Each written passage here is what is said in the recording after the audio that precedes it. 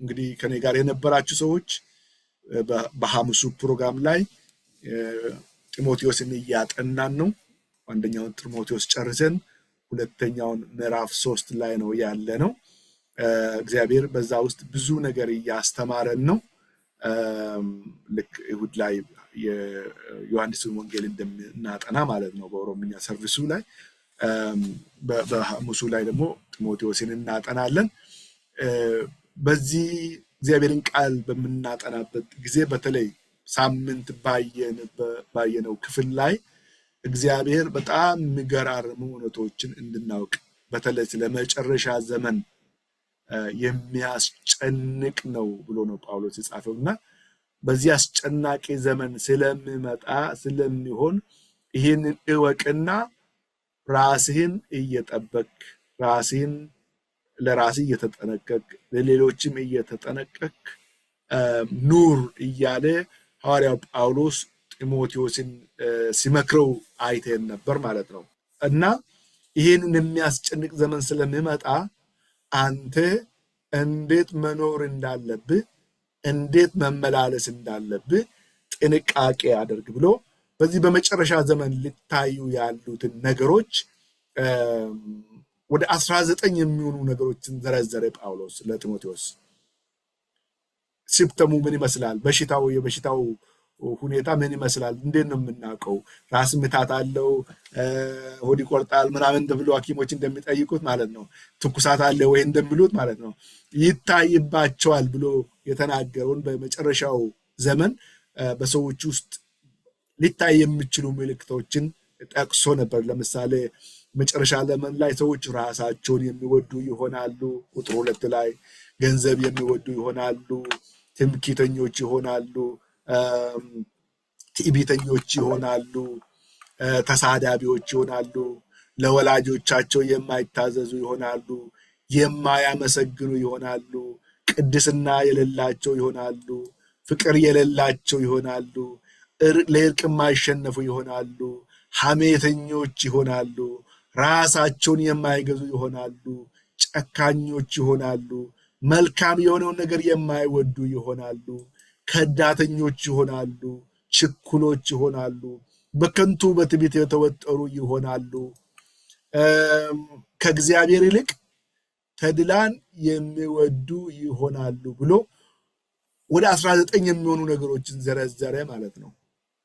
እነዚህን 19ኙን ነገሮች ካታጎራይ ስናደርግ አንድ ላይ ሰብስበን ለማየት ስንሞክር ባለፈው ሳምንት እንዳየነው አቅጣጫ የለቀቀ ፍቅር እንደሆነ ነው ያየነው። ያለ አቅጣጫ የሆነ ፍቅር፣ ያለ አቅጣጫ ስል መወደድ ያለበት ሳይሆን መወደድ የማይገባውን አስቀድሞ የመውደድ ማለት ነው። የምንወደውን ነገር ትክክለኛ ያልሆነ ሲሆን አቅጣጫ የለቀቀ ይባላል። ከእግዚአብሔር ይልቅ ይላል መወደድ ያለበት መመለክ ያለበት እግዚአብሔር ሆኖ እያለ ከእግዚአብሔር ይልቅ ማለት ከእግዚአብሔር አብልጦ ራሳቸውን ይወዳሉ፣ ከእግዚአብሔር አብልጦ ገንዘብን ይወዳሉ፣ ከእግዚአብሔር አብልጦ ደግሞ ተድላን ፕሌዥርን ይወዳሉ ይላል። ፍቅር ጥሩ ነው፣ ራስን መውደድ ጥሩ ነው፣ ገንዘብ ማግኘት ጥሩ ነው፣ መደሰት ጥሩ ነው፣ ኢንጆይ ማድረግ ላይፍን ኢንጆይ ማድረግ ጥሩ ነው። ግን ከእግዚአብሔር ይልቅ ከሆነ አደገኛ ነው። ያ የመጨረሻ ዘመን ምልክት ነው። ባለፈው ሳምንት ስንናገር እንዳውም እንግዲህ ይህንን ለገሌ ብለን ለእንትና ብለን ምንሰማ ነገር ሳይሆን ለራሳችን ብለን ልክ መስታወት ፊት ራሱ በታማኝነት እንደቆመ ሰው ማለት ነው። እኔ ፊቴ ላይ ይሄ ምን ያሳያል? እጄ ላይ ምን ያሳያል? ልቤ ላይ ምን ያሳያል? አረማመዴ ላይ ምን ያሳያል? እያልን በመስታወቱ ፊት ራሳችን እያየን ራሳችን ላይ እዚህ ላይ የተጠቀሱ ነገሮችን ካየን እሰየው ጥሩ ነው። ካየን ለመጠንቀቅ እግዚአብሔር በጊዜ ያስጠነቀቀን ስለሆነ መልካም ነው። አይተን ግን ዝም ካልን ነው አደጋ። አይተን ካልተመለስን ነው ችግር የሚሆነው። እግዚአብሔር ይርዳን። ራሳችንን ካላየን ችግር ነው።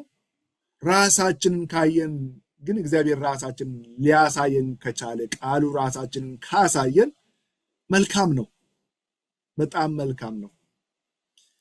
እዛው እኛ ውስጥ ግን ባይኖር ጥሩ ነው ነገሩ እና ያንን አይተን ነበር ማለት ነው። ባለፈው ደግሞ ጨምረን ያየ ነው የመጨረሻው ዘመን ምልክት፣ የመጨረሻውን ዘመን ካራክተር በጣም አደገኛ ክፉ የሚያደርገው ለመለየት ማስቸገሩ እንደሆነ አይተናል። ቁጥር 5 ላይ ባለፈው ቁጥር 5 ላይ ነው የቆምነው። ሁለተኛ ጢሞቴዎስ ምዕራፍ 3 ቁጥር 5 ላይ ሃይማኖታዊ መልክ አላቸው፣ ኃይሉን ግን ክደዋል ይላል።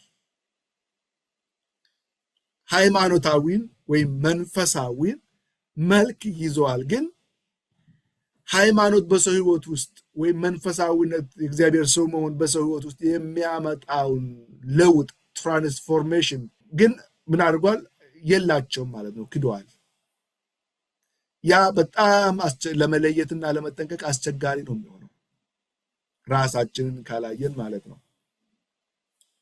በእርግጥ ጳውሎስ ችግሩን ብቻ አጉልቶ አላሳየንም፣ መፍትሄም ደግሞ አሳይቶናል። መፍትሄው በኋላ እንደምንመለከተው ወይም ከሚቀጥለው እንደምንመለከተው መፍትሄው የእግዚአብሔር ቃል ነው። የእግዚአብሔር ቃል ራሳችንንም እንድናይ ለሌሎችም እንድንጠነቀቅ ይረዳናል ማለት ነው። ጌታ የተመሰገነ ይሁን። ስለዚህ የኔ ልብ እንዴት ነው? የኔ አደራረግ እንዴት ነው? የኔ አኗኗር እንዴት ነው ብለን ራሳችን በእውነት ካየን በጣም ተጠቃሚዎች እንሆናለን ከዚህ ጥናት። እኔንም እናንተንም ጌታ ይርዳን።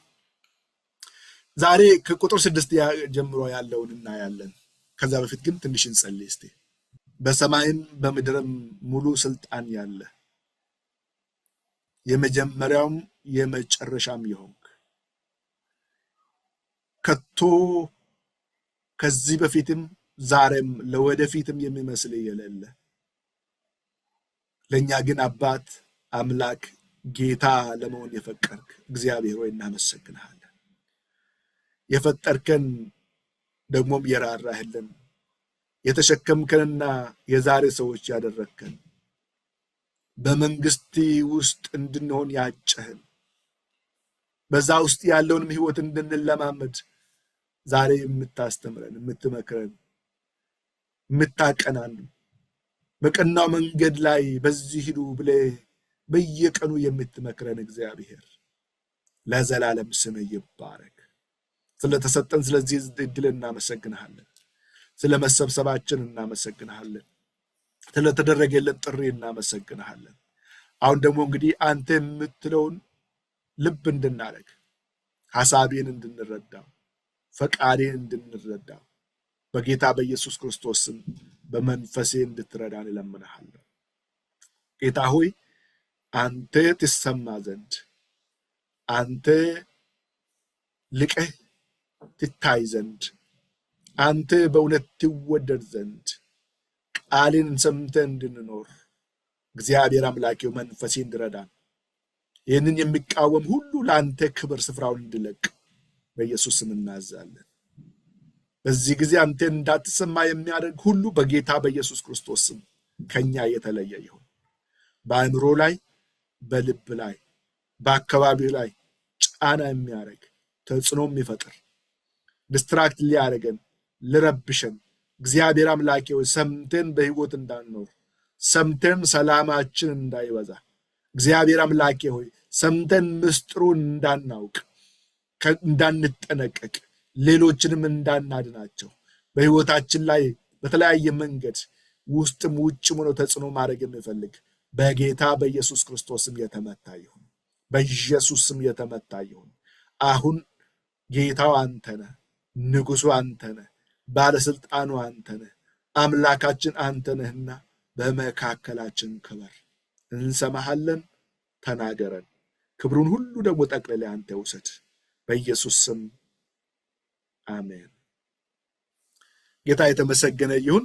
ቁጥር 6 ጀምሮ ያለውን ስናነብ በመጨረሻ ዘመን ከሚደረጉ ወይም የሚታዩ ባህሪዎች መካከል እንግዲህ በሰዎች ሁሉ ላይ ነው። እግዚአብሔር ፍርሃት በሌላቸው ለእግዚአብሔር መንፈስ በማይገዙ በእውነት ጌታን የማይከተሉ ሁሉ ላይ የሚታይ ነው። በተለይ ደግሞ በዛ አካባቢ እናገለግላለን፣ እናስተምራለን፣ እንመክራለን፣ መንገድ እናሳያለን የሚሉ ደግሞ እንደሚበዛባቸው ይናገራል እና ቁጥር 5 የሚያሳየው እሱን ነው። ሃይማኖታዊ መልክ አላቸው፣ መንፈሳዊ መልክ አላቸው፣ ኃይሉን ግን የካዱ ነው።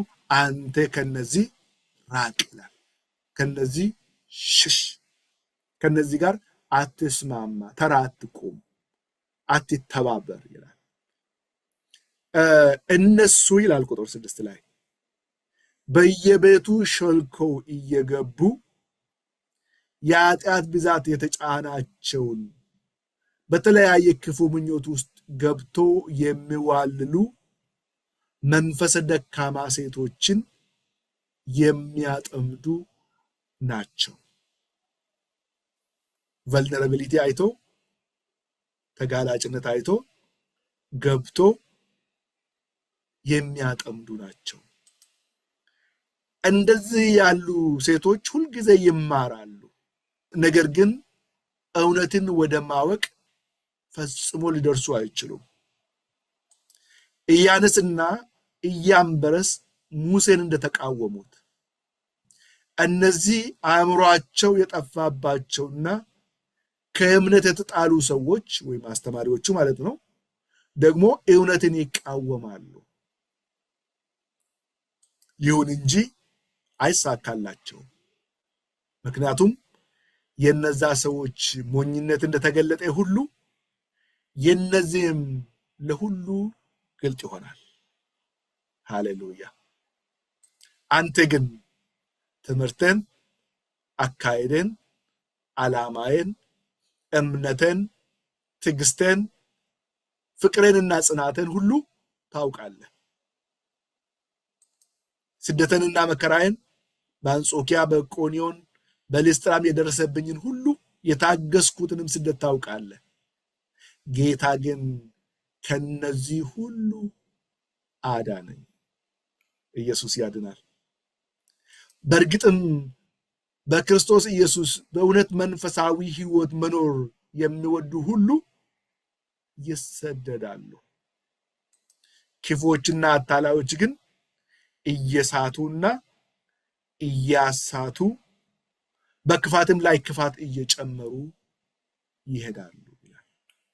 እስከ ቁጥር 13 ነው ያነበብኩት። የመጨረሻ ዘመን ባለፈው ስንናገር የሆነ አሎኬትድ የሆነ ታይም ወደ መጨረሻ አካባቢ ጌታ ሊመጣ ሲል ቀን ሲቀረው 2 ቀን 3 ቀን ወይ ሳምንት ሲቀረው የሚሆን ነገር አይደለም።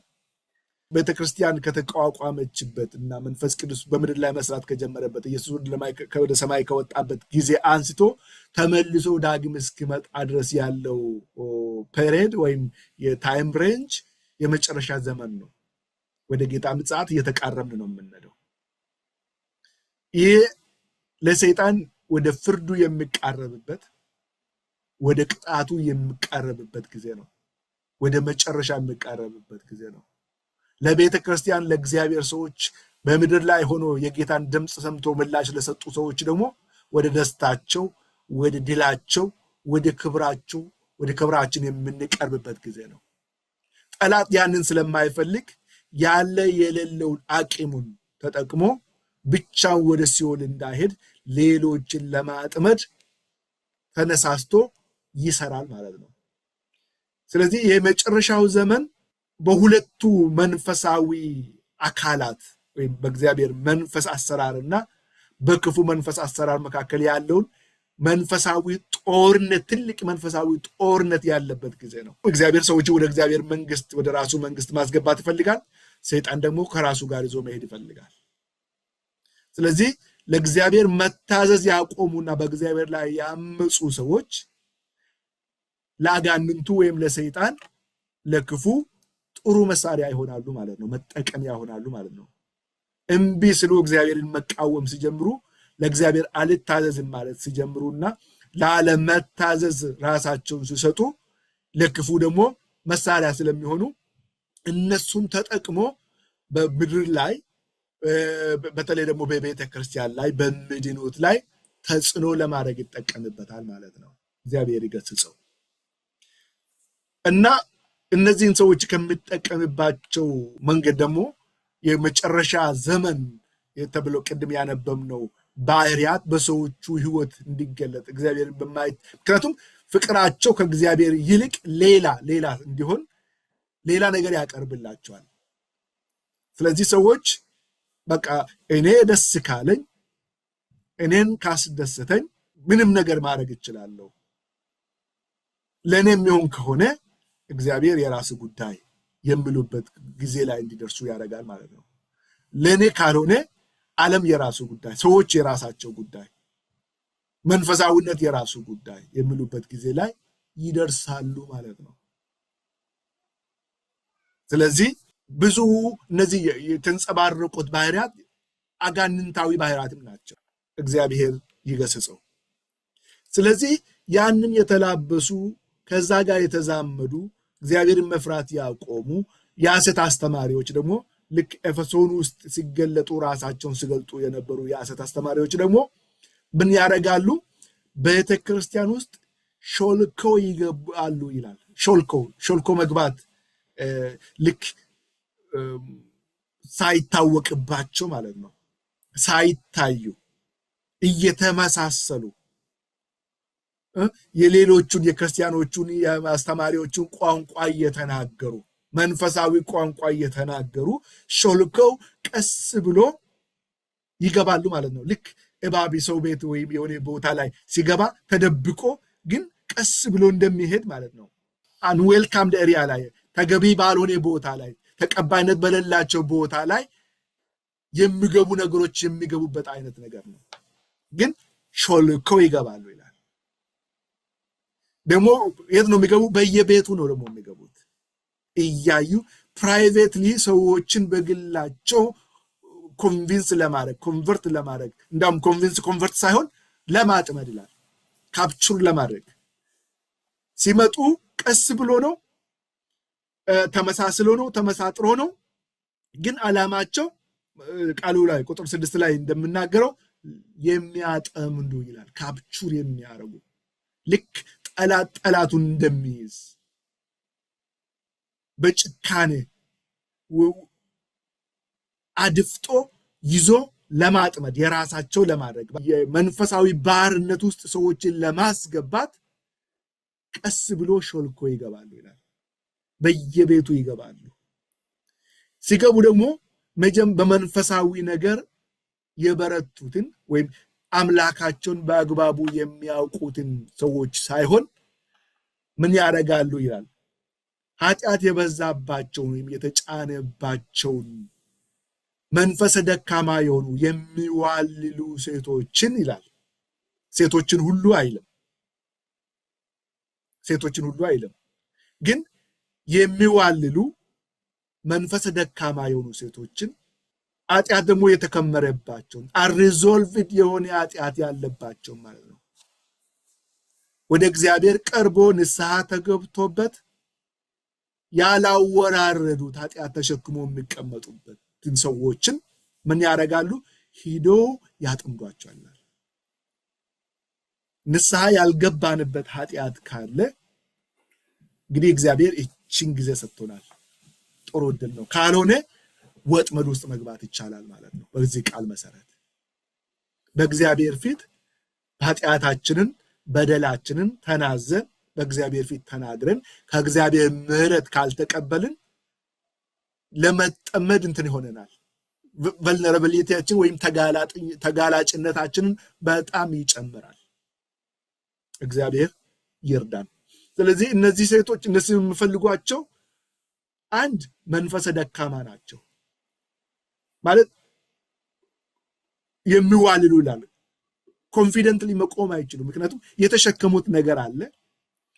ደስፐሬትሊ የተሸከሙትን ሸክም ማውረድ ይፈልጋሉ። ነፃ መውጣት ይፈልጋሉ። መላቀቅ ይፈልጋሉ። ግን ደግሞ መሄድ ያለባቸውን ስቴፕ ደግሞ መሄድ አይፈልጉም። እግዚአብሔር ቃል ታዘው ንስሐ ገብተው ነገሮችን እንደ እግዚአብሔር ቃል የሚፈልግባቸውን ቻሌንጆች ተጋፍጦ መሄድ አይፈልጉም። ግን በአጭር መንገድ የሆነ ሰው በሆነ ማጂክ ማለት ነው በሆነ በቃ ኢንስታንት በሆነ ነገር የሆነ በቃ የሚፈልጉትን ደስታና ሰላም የሚፈልጉትን ነፃ መውጣት ከኃጢአት መለየት የሚፈልጉትን የሆነ ኤክስፒሪየንስ የሆነ መውጫ ሰክሬት እንዲሰጧቸው ይፈልጋሉ። ስለዚህ እነዛ ሐሰተኞች አስተማሪዎች ደግሞ ያንን ሳይኮሎጂ ያንን ድካም ስለሚያውቁ ይጠቀሙበታል ማለት ነው። ስለዚህ ቀስ ብሎ ገብቶ ረጂ መስሎ ገብቶ ጠቃሚ መስሎ ገብቶ ተሸካሚ መስሎ ገብቶ አበረታች መስሎ ገብቶ ምን ያደርጋሉ? የነዛን ሰዎች ህይወት ካፕቹር ያደርጋሉ ወይም ያጠምዳሉ። ልክ ወጥመድ ውስጥ ያስገባሉ ማለት ነው። ምክንያቱም ሾልኮ ነው የሚገቡት፣ ራሳቸውን እያወጁ አይደለም። ዛሬ እኮ ምድር ላይ ያለው ብዙ የሐሰት ትምህርት እኔ የሐሰት ትምህርት ነኝ ውሸተኛ ትምህርት ነኝ ብሎ አይደለም የሚመጣው። መልካም መልካም እየተናገረ ሰው የሚፈልገውን እየተናገረ ግን የሆነ ነገር መርዝ ደግሞ ውስጥ እየጨመረ ነው የሚቀርበው። ያ ደግሞ የመጀመሪያውኑ ከመጀመሪያ ከገነት ኤደን ገነት ጀምሮ ያለው የሰይጣን ስትራቴጂ ነው። ታስታውሳላችሁ? ሔዋንን ሲቀርባት ሙሉ ውሸት አልነገራትም። ግማሽ ውሸት ነው የነገራት፣ ግማሽ እውነት እና መልካም ይመስላል፣ አሳቢ ይመስላል። እውነትም እግዚአብሔር ከዚህ አትብሉ ነው ያላችሁ እንዴ? አትብሉ አላችሁ እንዴ?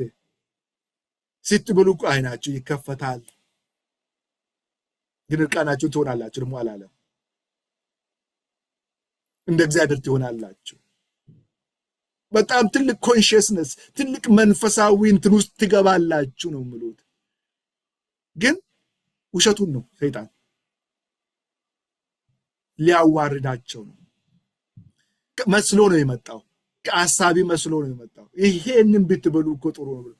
በቃ ያ ውስጧ ተመኝቶ አየች፣ ተመኘች፣ ወስዳ በላች፣ ለባሏም ሰጠች። ከዛ እርቃናቸውን ሁሉ ነው ብሎ መጽሐፍ ቅዱስ እና ራሷ ቆርጦ አልሰጣትም ሰይጣን። እንድትቆርጥ ግን በጣም ነው ሞቲቬት ያደረጋት።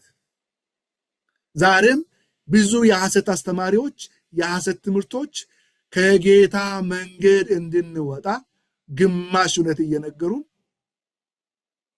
ሞቲቬት ያደርጋሉና መጨረሻ ላይ ካፕቹር ነው የሚያደርጉት ምለው ያጠምዳሉ። ቁጥር 6 ላይ እነሱ በየቤቱ ሾልኮ እየገቡ የኃጢአት ብዛት የተጫነባቸውን በተለያየ ክፉ ምኞቶች ውስጥ ገብቶ የሚዋልሉትን የተለያየ ክፉ ምኞቶች ደግሞ ያለባቸው ናቸው። ማለት በቃ የሆነ ነገር ማግኘት ይፈልጋሉ፣ ደስ ማለት ደሰኝ ይፈልጋሉ፣ ያንንም ይፈልጋሉ፣ ይህንንም ይፈልጋሉ።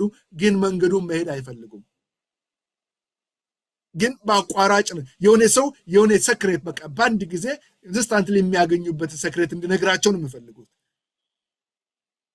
መንገዱ የሚፈልገውን ነገር እርምጃ መውሰድ አይችሉም፣ አይፈልጉም። እነዛ ደግሞ የሐሰት ተማሪዎቹ ያንን ስለሚያውቁ ያንን እየተጠቀሙ ያጠምዷቸዋል ማለት ነው። ሂዶ ያጠምዷቸዋል። አንድ እዚህ ላይ መናገር ወይም ማወቅ ያለብን ኃጢአት ያልተወራረደ ኃጢአት በእግዚአብሔር ፊት ንስሐ ያልተገባበት ኃጢአት በመንፈሳዊው ሕግ በደለኛ አድርጎን ብቻ አይተውም። እሷን በእግዚአብሔር ፊት በደለኛ ሆነን እንድንታይ ብቻ አድርጎ አይተውም። ያ ብቻ አይደለም ኢምፓክቱ። ለእንደዚህ አጥማጆችም ለሰይጣንም ለሰይጣን ሰራተኞችም ተጋላጭ እንድንሆን ለውሸታቸው ለዲሰፕሽናቸው ተጋላጭ እንድንሆን ያደርገናል ማለት ነው። ስለዚህ በእግዚአብሔር ፊት ተናዞ ንስሐ ገብቶ ወደ እግዚአብሔር ተመልሶ ከእግዚአብሔር ጋር ተስማምቶ በመንገዱ መሄድን የሚመስል ነገር የለም። ከዚህ በፊት ተናግሬያለሁ። ንስሐ ገባን ስንል ሶስት ነገሮችን የግድ ያካትታል ብያለሁ። አንድ ሰው ንስሐ ሲገባ በህይወቱ ሶስት ነገሮችን ማድረግ አለበት። እውነተኛ ንስሐ ከሆነ ንስሐው አንደኛው ያ ያደረገው ነገር ልክ እንዳልሆነ አውቆ መጥላት አለበት። that was not right ማለት አለበት። ይሄን ነገር ነው አልፈልገውም ማለት አለበት። ከዛ ነው የሚጀምረው።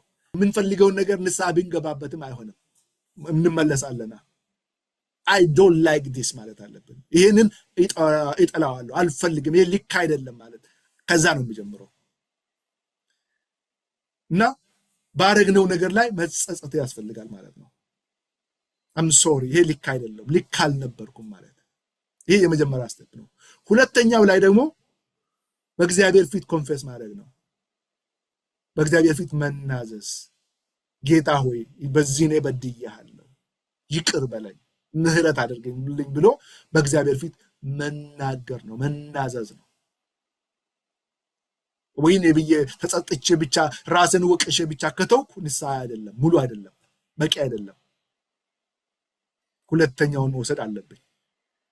በእግዚአብሔር ፊት መናዘዝ፣ መናገር በጣም አስፈላጊ ነው። ሶስተኛው እና የመጨረሻው ደግሞ ስቴፕ ደግሞ መተው ነው፣ መንገድ መቀየር። ምሳሌ ላይ ኃጢአቱን የሚደብቅ አይለማም ይላል። የምናዘዝባትና የሚተዋት ግን ከእግዚአብሔር ዘንድ ምህረት ያገኛል ይላል። ኃጢአቱን መጥላት፣ መጸጸት በዛ ኃጢአት፣ ለእግዚአብሔር መናዘዝ ያንሳ፣ ከዛ በኋላ ደግሞ መተው፣ መንገድ መቀየር። እንዳውም ከዚህ በፊት የተጠቀምኩበት ምሳሌ አስታውሳለሁ። ወደ ምስራቅ የምንሄድ ከሆነ መንገድ ላይ መሃል ደርሰን መንገድ ልክ አይደለም ብለን ካሰብን፣ ወይኔ ጌታ ሆይ ይሄ መንገድ መውሰዴ ልክ አልነበርኩም፣ አምሶር ይሄን መንገድ እጠላዋለሁ፣ ይቅር በለኝ። እንግዲህ ሁለቱን ስቴፕ አድርገናል። መንገዱን አልፈለግነውም፣ ለእግዚአብሔር ተናዘናል። ግን ቀጥለ ወደ ምስራቅ ብንሄድ ደስቲኒያችንን እንደርሳለን? መድረሻችንን እንደርሳለን? አንደርስም። የግድ ወደ ምዕራብ መመለስ አለብን። 180 ዲግሪ መዞር አለብን። ስለዚህ ወደ እግዚአብሔር መመለስ በጣም አስፈላጊ ነው። ጌታ ይርዳን። ስለዚህ እንደዛ ያልተወራረደ በእግዚአብሔር ፊት ንስሐ ያልገባንበት ያልተው ነው ያልተናዘዝ ነው ኃጢአት ካለ ሰይጣን ምን ያደርጋል? ሁሌ እየመጣ እኛን ይወቅስበታል። በእግዚአብሔር ፊት ያልተናዘዝነው ነገር ካለ ሁሌ እንከሰስበታለን። ሁሌ ሰይጣን በሱ ያስጨንቀናል፣ ጭንቅላታችንን ይቀጠቅጣል። በእግዚአብሔር ፊት ግን ብንናዘዝና ብንጨርሰው እረፍት እናገኛለን።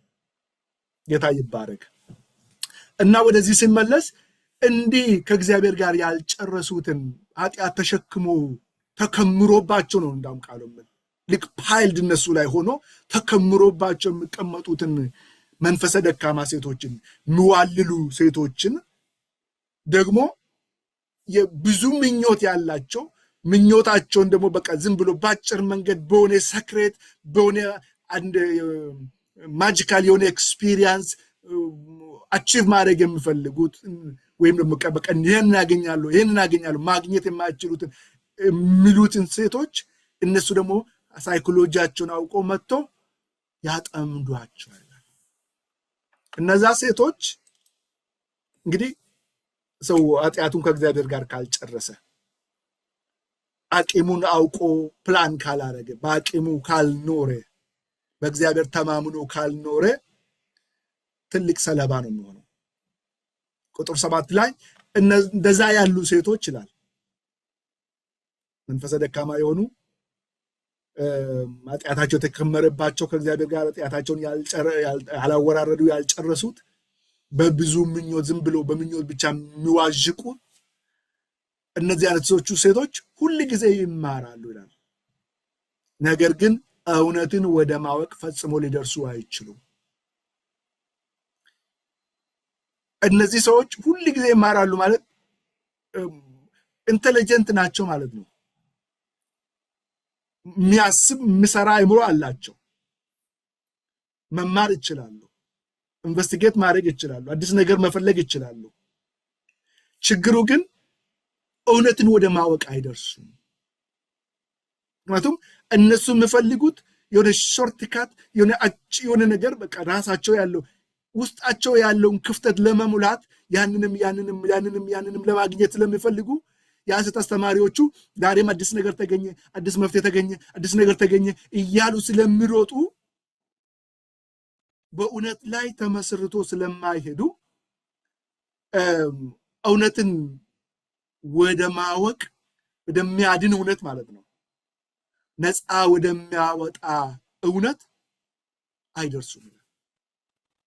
ሰዎቹ መንገድ ጉዞ ነው የሚያሳዩ፣ ጆርኒውን ነው የሚያሳዩት እንጂ ደስቲኑን አያሳዩም። የላቸው። ምክንያቱም ደስቲኒው ካሳዩ ካስተመር ሊኖራቸው አይችልም። ገብቷቸዋል? እናንተ አንድ ነጋዴ እኮ የሆነ ነገር የሚያቀርብ ከሆነ ራሱ ሁሌ ማቅረብ ነው የሚፈልገው። ካስተመሩን ሁሉ ጊዜ ኬፕ ማድረግ ነው የሚፈልገው። ለራሱ ማቆየት ነው የሚፈልገው እንጂ ራሱ ያንን ምርት አምርቶ ራሱ እንድችል አይፈልግም። እነዚህ ሰዎች ምንድን ነው የሚያደርጉት? ዲፔንደንት ነው የሚያደርጓቸው፣ ባሪያ ነው የሚያደርጓቸው።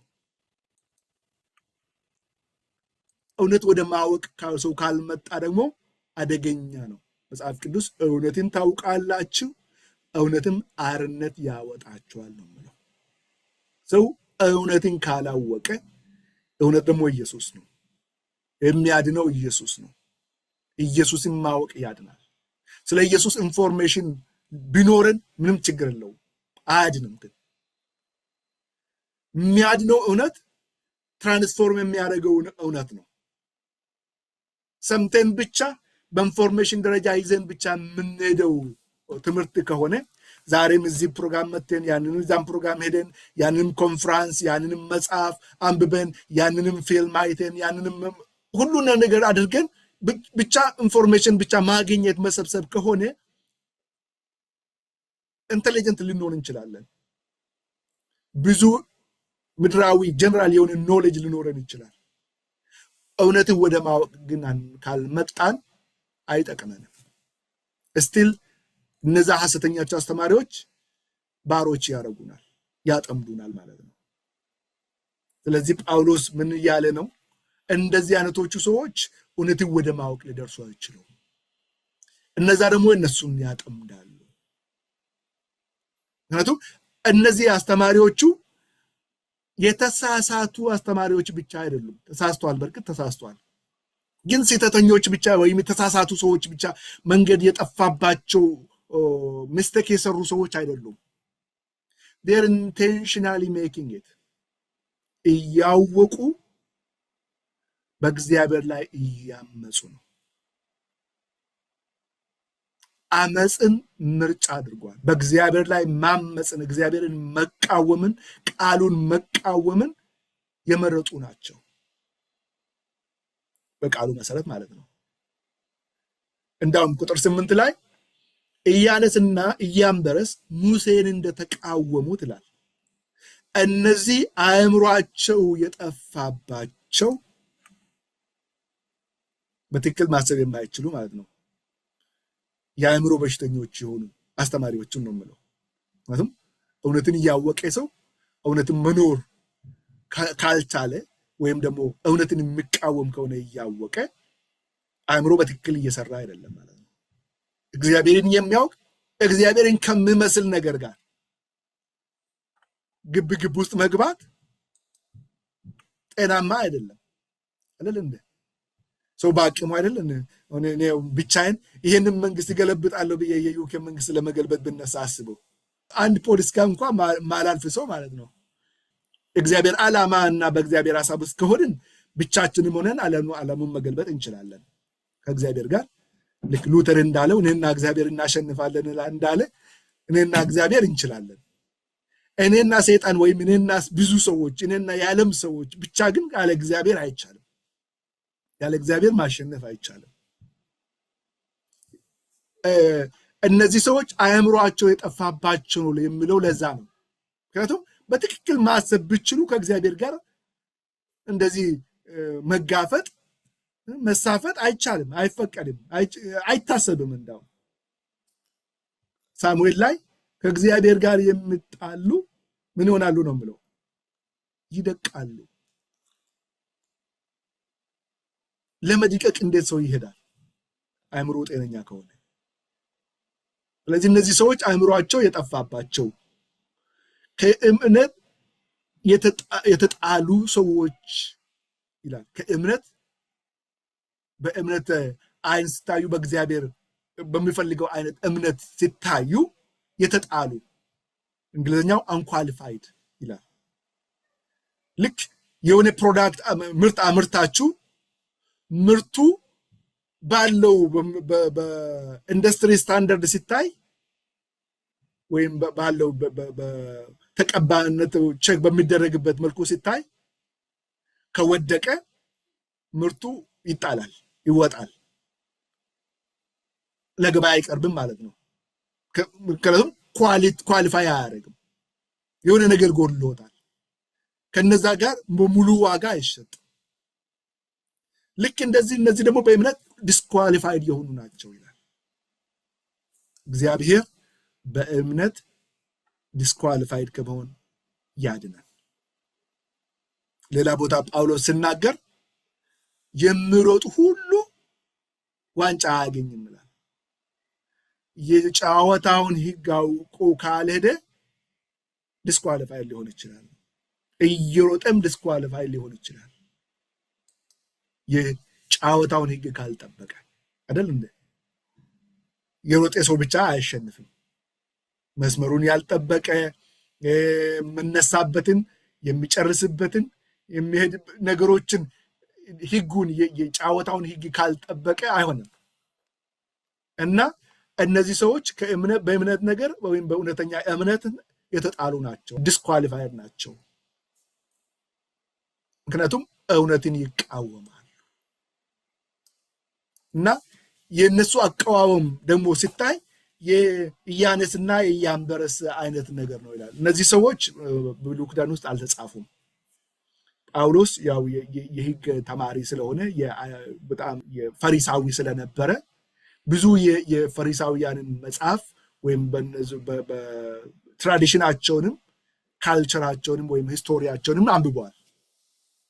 እና በዛ ስቶሪ መሰረት ኢያኔስና ኢያንበረስ የሚባሉ እግዚአብሔር ሙሴን ወደ ፈርዖን ሲልክ ሕዝብህን ልቀቅ፣ ያገልግለኝ ዘንድ ሕዝብህን ልቀቅ ብሎ ሲናገር ለሙሴ ምን አደርጋለሁ ሲል በእጅ ያለውን በትር ጣል፣ ወደ እባብ ይለወጣል አለው።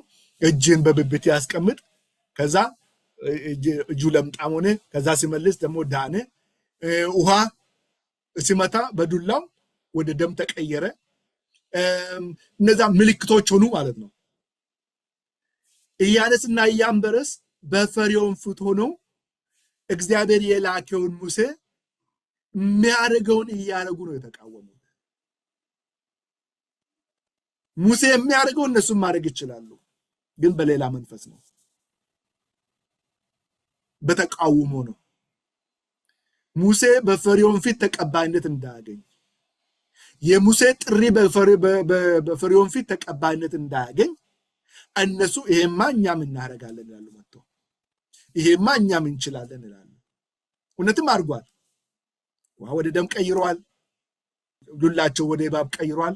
የሙሴ እባብ ዋጠቻቸው እንጂ ሙሴ የሚያደርገውን ማድረግ ችሏል። ግን የእውነት ተቃዋሚዎች ናቸው።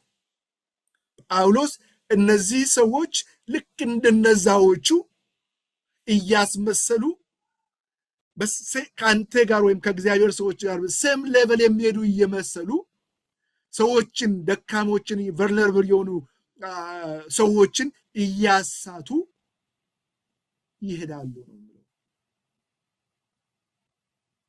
ደስ አይልም፣ ያደክማል። ግን ይህ ደግሞ የመጨረሻው አይደለም።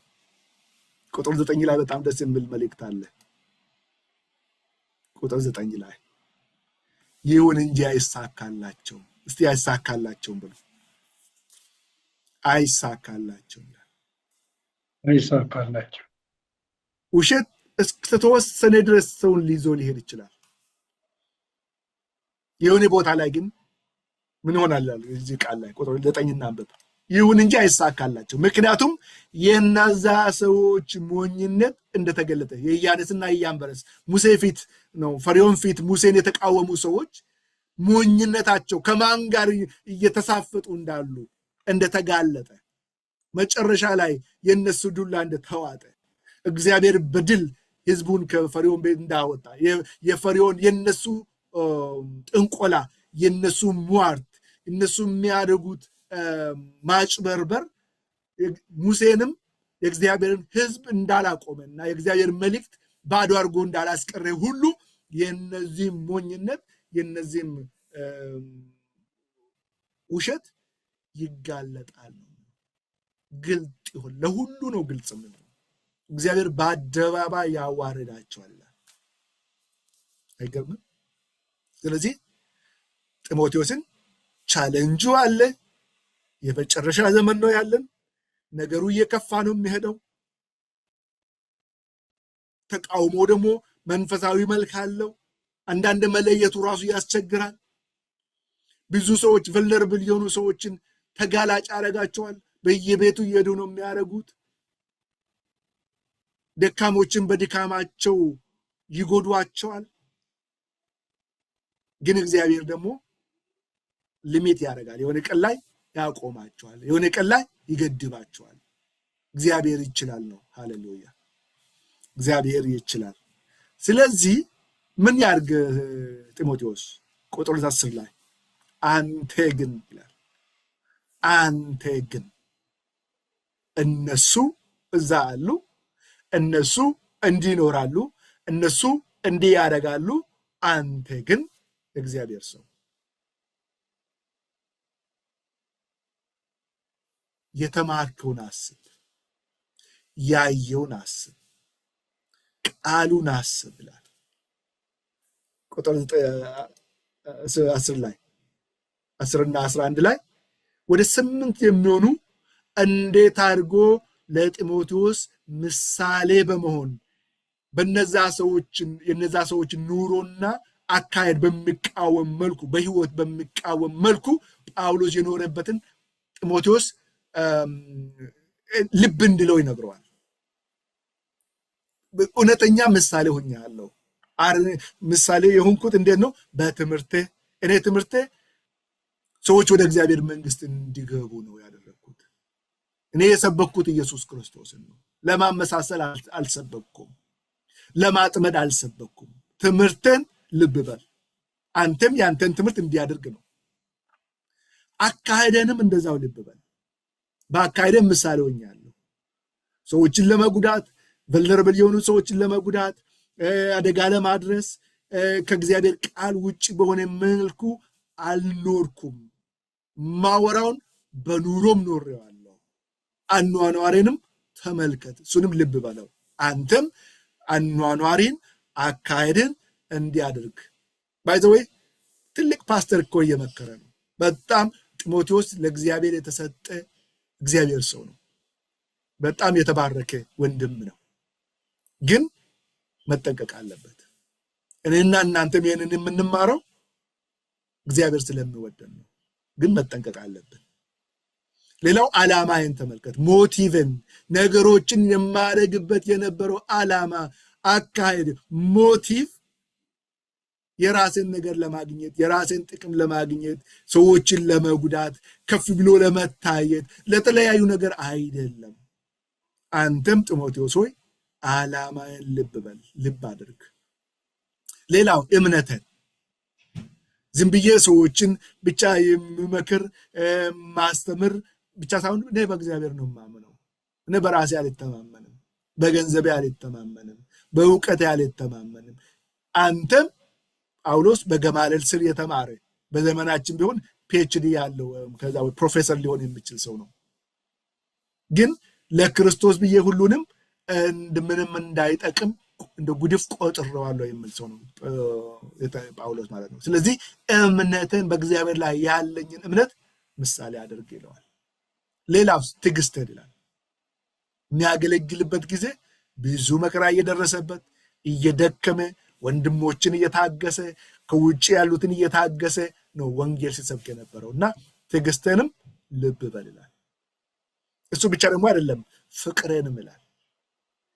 ትምህርትም ኖሮ ትዕግስትም ኖሮ ጥሩ ዓላማም ኖሮ ጥሩ አካሄድም ኖሮ ጥሩ ትምህርትም ኖሮ ጥሩ እምነትም ኖሮ ፍቅር ግን ከሌለ ብሏል አንደኛ ቆሮንቶስ ምዕራፍ 13 ላይ እኔ እንደምጮህ ጸናጽል ነኝ፣ ድምፅ ብቻ ነኝ፣ ምንኛ አልሰጥም፣ ህይወት የለም በእኔ ውስጥ ነው ጳውሎስ ሲናገር የነበረው እና እንደዛው ፍቅር እያሳየው ነበር። ነገሮችን ሳደርግ የነበረው ፍቅር ለፍቅር ነው።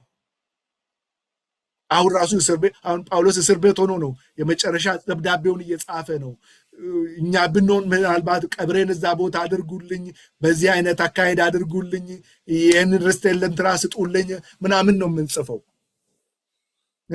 ዊሌን በቃ እንትን ጠበቃ ጋር የኔ በቃ ውርስ እንትን እንደዛ አይቀመጥልኝ፣ ስሜ እንደዚህ በቃ እንትን ይሰራልኝ፣ ሌጋሲ እንዲቀመጥልኝ ነው በእኛ ዘመን የሚባለው። ጳውሎስ ግን እንደዛ አይደለም።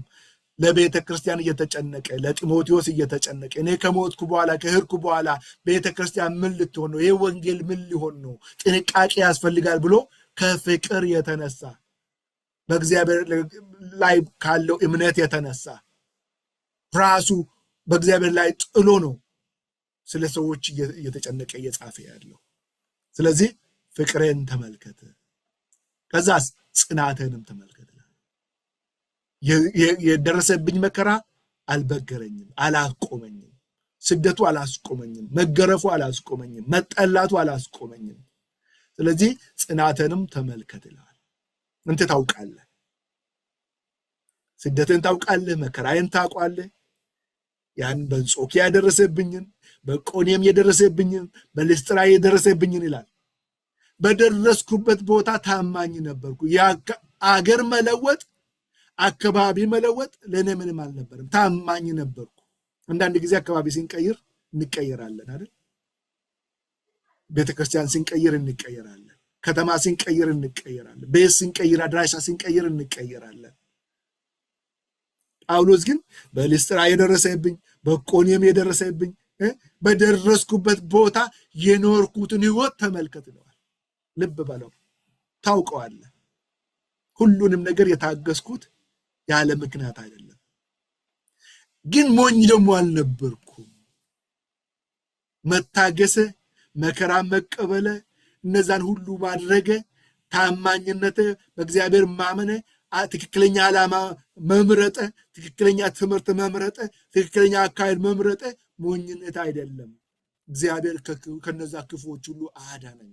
ሃሌሉያ! እግዚአብሔር ያድናል። እስቲ እግዚአብሔር ያድናል በሉ። እግዚአብሔር ያድናል። ሞኝ አይደለሁም፣ ሞኝ አይደለሁም። እግዚአብሔር ያዳነኝ።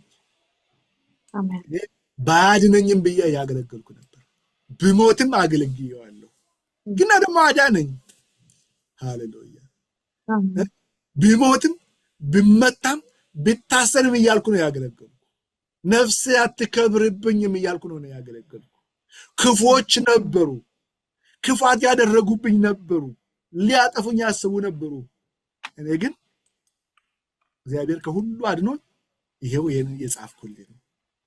ሳልሄድ አገልግሎት የመጨረሻ ደብዳቤ ለመጻፍ በቅቻለሁ። መሰናበቻ በእግዚአብሔር ቤት የሚያጸና ትምህርት ለአንተ ለመጻፍ ችያለሁ። ሮም ደርሼ በቄሳር ፊት ስለ ጌታ ለመናገር ችያለሁ። እግዚአብሔር አዳነኝ።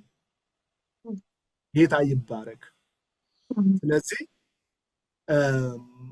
ሌላ ልብ ማለት ያለብህ ቁጥር 12 ላይ በእርግጥም በክርስቶስ ኢየሱስ መሰረታቸውን፣ ዓላማቸውን፣ ትምህርታቸውን ክርስቶስ ኢየሱስ አድርገው እግዚአብሔርን እየመሰሉ ሊኖሩ የሚፈልጉ ወይም እውነተኛ መንፈሳዊ ህይወትን መኖር የሚወዱ ሁሉ ምን ሆናሉ ይላል? ይሰደዳሉ። ሊገርም አይገባ። ክርስቲያን ስለሆናችሁ ብትገፉ፣ ክርስቲያን ስለሆናችሁ ብትናቁ፣ ክርስቲያን ስለሆናችሁ ኃጢአት እምቢ ስላላችሁ ወይም ኢየሱስ ስላላችሁ የሚደርስባችሁ ነገር ልባችሁ እንዲወርቅ እንዳያደርግ እግዚአብሔር ይርዳል። ምክንያቱም እንደዛ ይሰደዳሉ ይላል። ካላመቻመችን ስደት አለ። እምቢ የሚባለውን እምቢ ካላለን መገፋት አለ፣ ስደት አለ። ማድረግ ያለብንን ደግሞ ዓለም ይሄማ የተናቀ ነው እያለ ስናደርግ እሱም ችግር አለው። ስዘፈን ሁሉም ተነስቶ ስዘፍን እኛ አልዘፍንም ካልን ችግር አለ አይደል እንዴ? ሁሉም ሲጠጣ እኛ አልጠጣም፣ እኔ አልፈልግም፣ አልሰክርም ካልን ችግር አለ። መናቅ ሊኖር ይመጣል። ግን አንዳንድ ጊዜ የሆነ ነገር ላይ ቀየር ካላችሁ ወይ ትናንት የምታደርጉትን ዛሬ አላደርግም ካላችሁ ጓደኝነታችሁ ሊሻክር ይችላል። እንደ በፊቱ ላይሆን ይችላል። በደንብ ሰላም የሚሏችሁ ሰዎች ሰላም ላይሏችሁ ይችላሉ። አንቱ የሚሏችሁ አንቺ ሊሏችሁ ይችላሉ። ግድ የለም ጳውሎስ ያ የኛ እንትን ነው አለ። እውነት እኛ ጋር ካለ መሰደዱ አለ። ስለዚህ ልቢ አይውደቅ። ያ ደግሞ እኛ በቅን ስንኖር ቁጥር 13 አንብቤ እጨርሳለሁ። እነዚህ ክፋትን የሚያደርጉ ሰዎች ይቀጥላሉ። ቁጥር 13 ላይ ምንድን ነው ያለው? ክፉዎችና አታላዮች ግን ምን እያደረጉ እየሳቱና እያሳቱ፣ በክፋት ላይ ደግሞ ክፋት እየጨመሩ ይሄዳሉ። ጽዋቸው እስኪሞላ ማለት ነው። ጽዋ መብላት የሚባል ነገር አለ። እግዚአብሔር እድል ይሰጣል። ለእኔም እድል ሰጥቶኛል፣ ለእናንተም እድል ሰጥቷቸዋል። እንደዚሁ ለነሱም እድል ይሰጣል፣ እድል ሰጥቷል። ግን በተሰጠን እድል ምንድን ነው የምናደርገው? ታስታውሳላችሁ ለአብርሃም ሲናገር እግዚአብሔር በከነዓን ምድር ለነበሩት እኮ 400 ዓመት ነው የሰጣቸው እድል ንስሐ እስኪገቡ ከክፋታቸው እንዲመለሱ ከጣዖቶቻቸው እንዲመለሱ 400 ዓመት ሙሉ ነው የሰጣቸው። እስከዛ ግን አብርሃምና የአብርሃምን ዘሮች ማለት ነው በስደት ነው ያኖረው እግዚአብሔር። ለነዛ እድል ሰጥቶ እነዚህም በስደት ነው ያኖራቸው። እነዚህ ጽዋቸው ሲሞላ ትመጣለህ አለ፣ መጥተህ ትወርሳለህ አለ። ጽዋቸው ሲሞላ አንድ ቀን ክፉ እያደረግን በክፋት እየቀጠልን እግዚአብሔር ዝም ብሎን ከሆነ ሜቢ ድል እኮ ነው እንጂ ስለተስማማ እኮ ላይሆን ይችላል። ስለተስማማ ላይሆን ይችላል። ስለዚህ ኑ ምን እናደርግ? ምንም ኃጢአት በእኛ ላይ እንዳይከመር፣ አጥፊዎች እንዳያገኙ እየከፉና ክፋታቸውን እየጨመሩ እየሳቱና ስቶ የሚያስቱ አእምሯቸውን ጥሎ አእምሮ የሚያስጥሉ ሰዎች ክፎች እንዳያገኙ በእግዚአብሔር ቃል ላይ ራሳችንን መሰረት። ንስሐ ያልተገባበት ነገር ካለ በእግዚአብሔር ፊት ንስሐ እንግባ። ያው ከጊዜ የተነሳ በዚሁ አቆማለሁ እንጂ ከቁጥር 14 ጀምሮ ስናነብ እስከ መጨረሻ እስከ 17 ማለት ነው መፍትሄ ይሰጣል መጽሐፍ። ይሄ ቃሉ የእግዚአብሔር ቃል በእነዚህ ሁሉ ላይ እንድንሰለጥን፣ ክፋቱን እንድናሸንፍ፣ ክፉን እንድናሸንፍ፣ ከተሳሳትንበት ስህተት እንድንመለስ፣ እንድንማር፣ እውነትን ወደ ማወቅ እንድንመጣ ያደርገናል። ዝም ብሎ መልካም አዲስ ኒውስ ብቻ እየፈለግን እውነቱ ወደ ማወቅ መድረስ አንችልም። ያኛው መጥቶ በቃ አዲስ ነገር አለ እኮ ይላል። መሸጫ እንትናቸው ነው። እና እዚህም አዲስ ነገር አለ፣ በዚህ እኮ ነው አዲስ ነገር አለ፣ እዛ አዲስ ነገር አለ። አዲስ ነገር እየፈለግን ተጽፎ በእጃችን ያለውን እግዚአብሔር ቃል የሚያድነውን እውነት ችላ ካልን ተጋላጭ እንሆናለን። ኃጢአት በእግዚአብሔር ፊት በደለኛ እንደማያረጉ እንዳለ ሆኖ ለአጋንንቱ ለሚሰሩ በዛ ተሸንፎ ባሪያ ሆኖ ለዛ ደግሞ በሚሰሩ በዛ ዓላማ ለሚሰሩ ደግሞ ተጋላጭ ያደርገናል። ለውሸታቸው ተጋላጭ ያደርገናል። ስለዚህ በእግዚአብሔር ፊት ራሳችንን መመልከት በጣም አስፈላጊ ነው። በጣም አስፈላጊ ነው። ጌታ በጸጋው ይርዳን። ነጋሁ የትላንቱን ነገር ከሞት መትረፍ አያልቅም ብነገር በአደባባይ ልቁም ያረከውን ላውራ የት ደርስ ነበር ባሎን ካንተ ቤት ቤት መች ዘነጋሁ የትላንቱን ነገር ከሞት መትረፍ አያልቅም ብነገር በአደባባይ ልቁም ያረከውን ላውራ የት ደርስ ነበር ባሎን ካንተ ትላንትን ባንተ አልፌ ከጨካኙ ካውሬው ተርፌ ሳልሰጋ ልኑር በደጅ ለዛሬ ትምክህቴ አንተው ነህ። ትላንት ባንተ አልፌ ከጨካኙ ካውሬው ተርፌ ሳልሰጋ ልኑር በደጅ ለዛሬ ትምክህቴ አንተው ነህ። እስኪ ከኔ ጋር በሉ። መች ዘነጋሁ የትላንቱን ነገር ከሞት መትረፍ አያልቅም ቢነገር ሃሌሉያ በአደባባይ ልቁም ያረከውን ላውራ የት ደርስ ነበር ኢየሱስዬ መች ዘነጋሁ የትላንቱን ነገር ከሞት መትረፍ አያልቅም ቢነገር በአደባባይ ልቁም ያረከውን ላውራ የት ደርስ ነበር ባሎን ካንተ ቤት ትላንትን ባንተ አልፌ ከጨካኙ ካውሬው ተርፌ ሳልሰጋ ልኑር በደጅ ለዛሬ ትምክህቴ አንተው ነህ። ትላንትን ባንተ አልፌ ከጨካኙ ካውሬው ተርፌ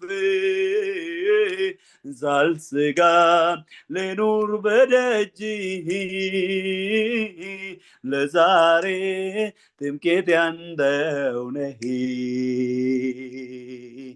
የሚታመን ልብ የሚጣልብህ አሆ